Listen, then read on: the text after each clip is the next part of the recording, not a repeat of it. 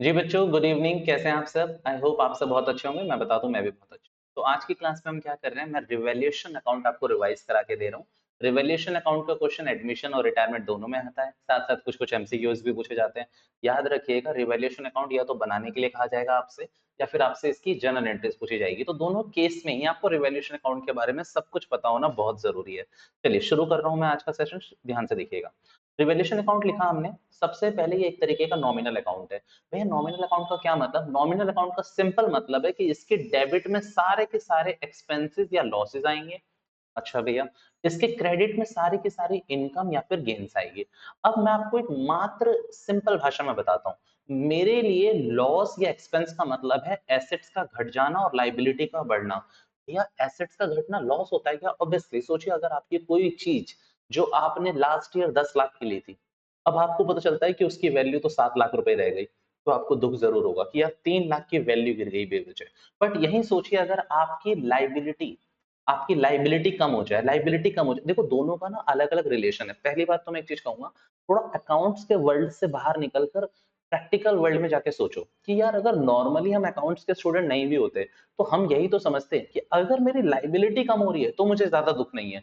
मुझे दुख कब है? जब मेरी एसेट्स कम हो रही है। तो प्रैक्टिकली अगर आप किसी ऐसे बंदे से जो कम पढ़े लिखे हैं या फिर जिन्हें अकाउंट से कोई मतलब नहीं है, आप पूछेंगे तो आपको सेम ही आंसर मिलेगा जो अकाउंट्स आपको आंसर देती है। तो एसेट्स का कम होना और लाइबिलिटी का बढ़ना आपके लिए एक्सपेंस है। लाइबिलिटी का बढ़ना कैसे? आपको पता चलता है कि आपकी लाइबिलिटी 10 लाख की थी, बट अब सामने वाला क्रेडिटर कह रहा है कि लाइबिलिटी 12 लाख की हो गई है, 2 लाख की आप पे पेनल्टी लग गई है, तो आप ऑब्वियसली सी बात है कि दुखी होंगे क्योंकि आपकी लाइबिलिटी बढ़ रही है। तो एसेट्स का घटना और लाइबिलिटी का बढ़ना आप कहाँ मानेंगे? एक्सपेंस या लॉस मान के चलेंगे। वाइस वर्सा, एसेट्स का बढ़ना और लाइबिलिटीज का घटना आपको बड़ा पसंद आएगा। आपकी एसेट 10 लाख की थी और अब आपको पता चला कि वहां तो गवर्नमेंट के बहुत बड़े बड़े प्रोजेक्ट्स आ रहे हैं उस लैंड के पास में, और अब आपकी वैल्यू 10 लाख की नहीं, उस लैंड की वैल्यू 25 लाख हो चुकी है। तो सोचिए, मतलब अपने आप ही आपके दिमाग में जो फूल खिलते हैं ना, वो खिलने लगेंगे कि यार 10 लाख की एसेट अब 15 लाख रुपए फायदा देके जाएगी, यानी कि 25 लाख की हो गई है। तो अब बेहद जाहिर सी बात है, आप खुश होंगे। बट मान लीजिए गवर्नमेंट से आपने लोन ले रखा था, आप किसान थे, आपने 15 लाख रुपए का लोन दे रखा था, और मोदी सरकार ने आपको ये अनाउंस करा कि भैया जो किसान भाई हैं उनका लोन हम 50% वेव कर रहे हैं, माफ कर रहे हैं। तो आप कितना खुश होंगे कि यार 15 लाख रुपए का लोन था, 50% मोदी जी ने, बीजेपी सरकार ने माफ कर दिया, तो अब सिर्फ 7.5 लाख रुपए का लोन रह गया है। तो आपकी लाइबिलिटी अगर कम हो रही है तो आप बहुत खुश होंगे। तो मतलब मोटा मोटी अगर मैं बात कहूं तो मुझे क्या देखना है कि अगर मेरी एसेट्स बढ़ रही है और लाइबिलिटी घट रही है तो मैं फायदे में हूं, मैं खुश हूं, मैं क्रेडिट साइड पोस्ट करूंगा। बट दूसरी साइड मेरी एसेट्स घट रही है और लाइबिलिटी बढ़ रही है तो मैं दुखी हो जाऊंगा, मैं कांग्रेस की साइड चला जाऊंगा और मैं यहाँ पर इसको डेबिट साइड लिखूंगा। ये जोक्स अपार्ट, ये सारी चीजें आपको नहीं सोचनी, बस मैंने ऐसे क्रिस्प बनाने के लिए ये चीजें बोल दी। आपको क्या ध्यान में रखना है? एसेट्स का बढ़ना और लाइबिलिटीज का घटना हमारी इनकम है, क्रेडिट साइड। दूसरा आपको क्या याद रखना है? एसेट्स का घटना और लाइबिलिटी का बढ़ना हमारा एक्सपेंस है, हम डेबिट साइड लिखेंगे। भैया व्हाट इफ उस एसेट्स में या फिर किसी लाइबिलिटी में कोई चेंज ही नहीं हो रहा, कोई दिक्कत नहीं है, वो रिवैल्यूएशन में नहीं आएगी। रिवैल्यूएशन में सिर्फ वो एसेट और लाइबिलिटी आएगी जो कम ज्यादा हो रही है। कम ज्यादा नहीं हो रही, कांस्टेंट है, उसको वहीं पर रहने दीजिए बैलेंस शीट में, उसमें कोई भी चेंजेस आप नोटिस नहीं कर रहे हैं तो उसको यहाँ टच करने की जरूरत नहीं है। रिवैल्यूएशन अकाउंट बनाते कैसे हैं? आप एक एक करके एडजस्टमेंट पढ़ेंगे अपने क्वेश्चन में गिवन जो भी दे रखी होगी। बैलेंस शीट में जो जो, अगर मान लीजिए एसेट्स है तो एसेट पे टिक कर दीजिए, लाइबिलिटी है तो लाइबिलिटी पे टिक कर दीजिए। फिर एडजस्टमेंट को पढ़ के समझिए कि एसेट्स बढ़ रही है या घट रही है, लाइबिलिटी बढ़ रही है या घट रही है, अनरिकॉर्डेड एसेट्स आ रही है या फिर अनरिकॉर्डेड लाइबिलिटी रेज हो रही है। तो ये आपको समझना पड़ेगा एडजस्टमेंट पढ़ पढ़ के। जाहिर सी बात है कि अगर आपकी क्रेडिट साइड ज्यादा है डेबिट साइड से, तो आपको प्रॉफिट हो रहा है, जो रिवैल्यूएशन का प्रॉफिट होगा वो ओल्ड पार्टनर में प्रॉफिट शेयरिंग रेशियो में बटेगा। बट दूसरी तरफ अगर आपकी डेबिट साइड ज्यादा है और क्रेडिट साइड कम है तो आपको लॉस हो रहा होगा, और वो लॉस भी रिवैल्यूएशन अकाउंट का किसमें बटेगा? प्रॉफिट शेयरिंग रेशियो में, ओल्ड पार्टनर्स में बटेगा। यहाँ पर मैंने कुछ छोटे छोटे एग्जांपल ले रखे हैं उन बच्चों के लिए जो बिल्कुल नए हैं रिवॉल्यूशन के लिए। मान लीजिए मैंने 3 एसेट्स या 2 एसेट और एक लाइबिलिटी ली है। क्रेडिटर 5,000 रुपए, मशीन 10,000 रुपए, बिल्डिंग 20,000 रुपए। देखिए यहाँ पर मैंने सारी चीजें समझाने की कोशिश करी है, बस मुझे आपका फोकस चाहिए। मशीन की वैल्यू 8,000 हो गई, पहले कितनी थी? पहले 10,000 थी। तो जाहिर सी बात है मेरी मशीन की वैल्यू 2,000 रुपए गिर गई है। मशीन यानी कि एसेट, और एसेट की वैल्यू 2,000 गिरना एक तरीके से मेरा नुकसान है। तो मुझे यहाँ पर जल्दी से जाकर टू मशीन ₹2000 लिख देने चाहिए। भैया इनकी जर्नल एंट्री भी कराते चलिए, जर्नल एंट्री पे भी आऊँगा, देखिए साइड में जर्नल एंट्री लिखी हुई है, बट पहले मैं थोड़ा इवैल्यूएट करना सीख लूँ कि रिवैल्यूएशन में कैसे पोस्टिंग होगी। पर मान लीजिए यहाँ पर मशीन की वैल्यू 12,000 होगी तो मैं खुश हो चुका हूँ, वही दिमाग में फूल खिलने लगे हैं कि भैया 10,000 की मशीन 12,000 की हो गई है तो 2,000 का प्रॉफिट है। तो मैं यहाँ पर पूरा 12,000 नहीं लिखना होता, सिर्फ यहाँ पर चेंज रिकॉर्ड होता है, तो बाय मशीन ₹2,000 जितने का चेंज आया हुआ है। ठीक है, दूसरी तरफ देखिए, अगर मान लीजिए बिल्डिंग मेरी डिक्रीज हो गई है 2000 से, खुद बता रहा है बिल्डिंग थी कितने की भैया, बिल्डिंग 20,000 की थी, पर बिल्डिंग 2000 से खुद कह रहा है डिक्रीज हो गई। यार ये तो दुख की बात है ना, मेरी एसेट्स की वैल्यू कम हो रही है तो किस तरफ लिखूंगा मैं, डेबिट साइड, किस नाम से, टू बिल्डिंग ₹2000। बट अगर ऐसा बोलते इंक्रीज बाय ₹2000 तो इंक्रीज यानी कि बढ़ रही है तो अच्छी बात है, तो इसको मैं क्रेडिट साइड लिखूंगा। देखिए टू और बाय में फर्क होता है, अगर टू लिखा है, एट लिखा है, तो इसका मतलब है वो एग्जैक्ट वैल्यू दे रखी है, वो एग्जैक्ट वैल्यू दे रखी है। बाय में हमेशा एग्जैक्ट चेंज मिलता है आपको। भैया बताना जरा इंटरेस्टिंग लग रहा है। देखो टू और एट है, जैसे ऊपर वाले केस में यहाँ पर मैंने वैल्यू लिया तो ये वैल्यू दे रखी थी, आपको वैल्यू दे रखी है, यहाँ पर मैंने क्या लिया, टू लिया, या फिर मान लेता वैल्यूड एट ₹6,000 होता तो ये रियल वैल्यू थी, ये वैल्यू थी, एग्जैक्ट वैल्यू थी। और अगर बाय में दे रखा है तो एग्जैक्ट चेंज दे रखा होगा, क्योंकि यहाँ पर बोला है ना डिक्रीज हो गई कितने से, 2000 से, इंक्रीज हो गई कितने से, 2000 से, तो ये एग्जैक्ट क्या दे रखा है आपको, चेंज दे रखा है। तो एग्जैक्ट चेंज कहाँ जाता है, रिवैल्यूएशन में। एग्जैक्ट वैल्यू कहाँ जाती है, बैलेंस शीट में। बट अपने सीबीएसई के क्वेश्चन में बैलेंस शीट बनाने को आ नहीं रही, तो मेरा ज्यादा फोकस बैलेंस शीट से हटकर सिर्फ रिवैप और किसमें, पीसी, पार्टनर्स कैपिटल पे रहने वाला है।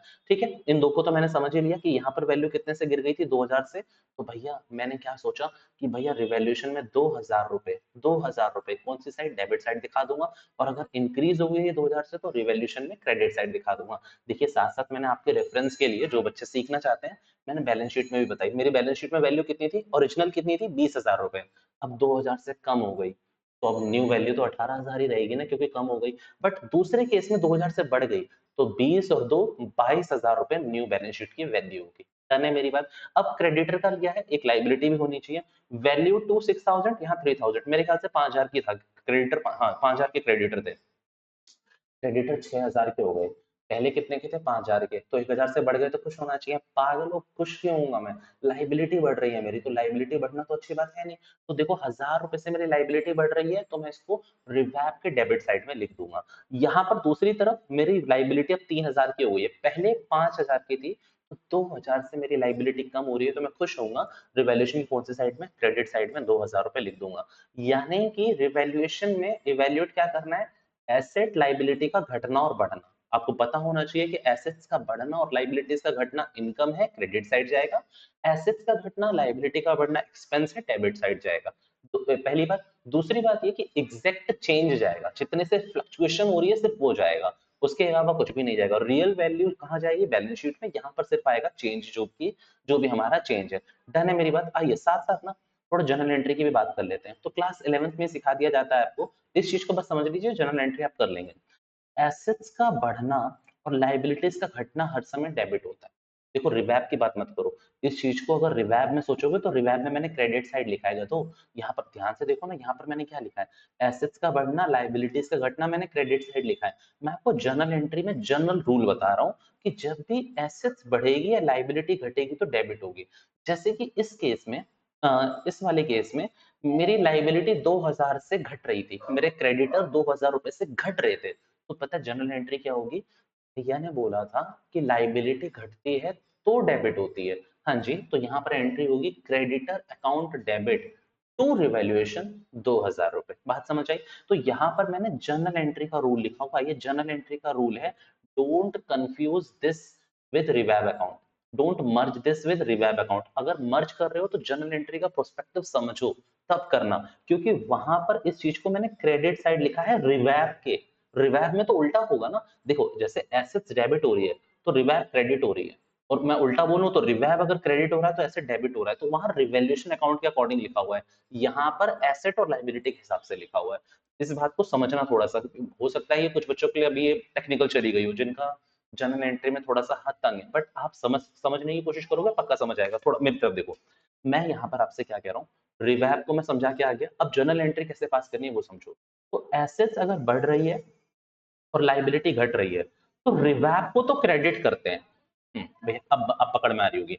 एसेट्स का बढ़ना लाइबिलिटीज का घटने में, एक बार मैं इसको लिख ही देता हूँ। रिवैप को तो इस केस में क्या करते हैं, रिवैल्यूएशन अकाउंट को मैं यहाँ लिख देता हूँ रिवैल्यूएशन।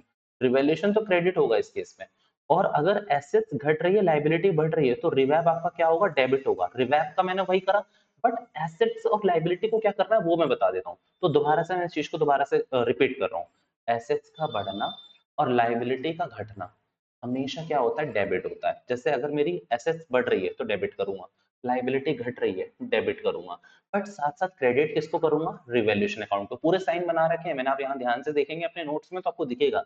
एसेट्स अकाउंट बढ़ रहा है तो डेबिट हो रहा है, लाइबिलिटी घट रही है तो डेबिट हो रही है, और साथ साथ रिवैल्यूएशन क्या होगा, रिवैल्यूएशन को क्रेडिट करेंगे। डन। अगर इसी का वाइस वर्सा चलाएंगे तो क्या होगा, रिवैल्यूएशन अकाउंट डेबिट होगा कब, जब एसेट्स घट रही होगी और लाइबिलिटी बढ़ रही होगी। और इसका रिलेशन आप यहाँ से भी समझिए ना मालिक।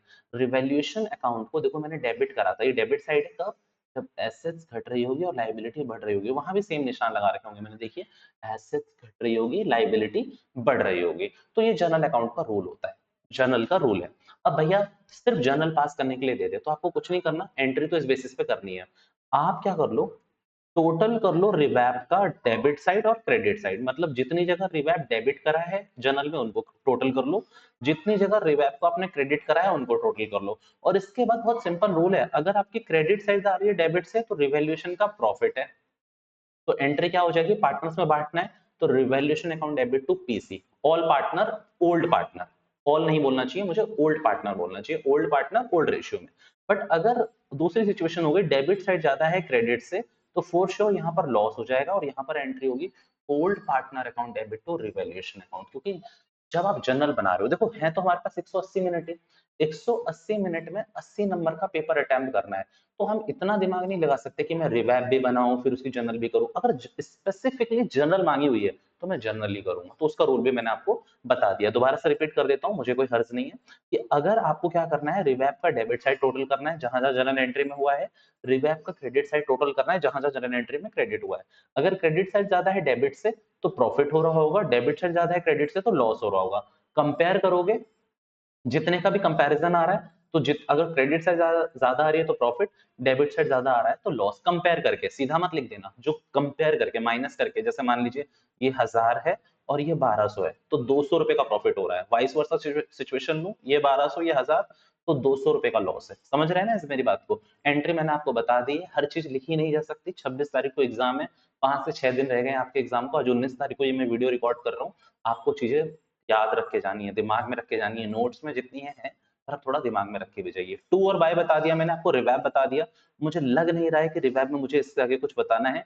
WCR IFR उसके लिए मैं सेपरेट वीडियो बनाऊंगा ताकि ये वीडियो लॉन्ग ना हो। रिवैप को एक बार रिवाइज कर लेना। आपको मेन में क्या बोलता हूँ, PYQ में जाओ चुपचाप, 2-3 क्वेश्चन करके देखो कि रिवैप के हो पा रहे हैं नहीं हो पा रहे। उसी के नीचे उसके आंसर भी दे रखे हैं। अगर रिवैप बन पा रहा है अच्छे से तो कोई दिक्कत नहीं है, टनाटन सब ठीक है, सारा हो जाएगा एडमिशन रिटायरमेंट का क्वेश्चन। चलिए, this is all for now, thank you so much.